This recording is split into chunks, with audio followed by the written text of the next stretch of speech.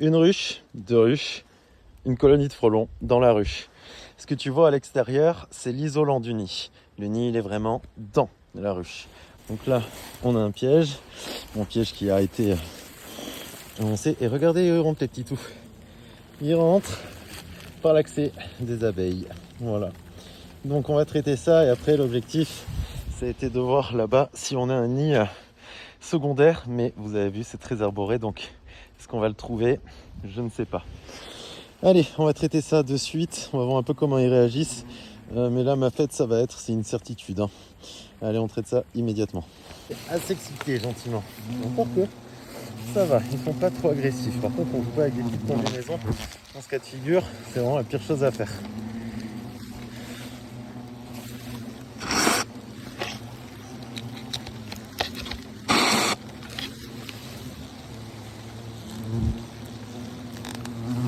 Alors, petit frelon tout blanc. De toute façon, ils ont des sorties dans tous les sens. Les coquins. Et voilà à quoi on a droit. Hein. Ce genre d'activité dans une ruche, c'est les cas classiques. Ça arrive de plus en plus souvent. J'y ai droit chaque année.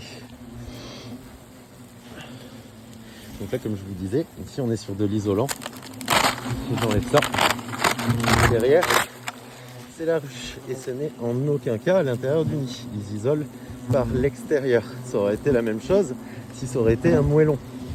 Vous avez déjà vu, hein, je pense sur mes vidéos dans tous les cas, quand on voit l'isolant comme ça, je vous le montre en général, on gratte et on voit bien que derrière, il n'y a rien du tout.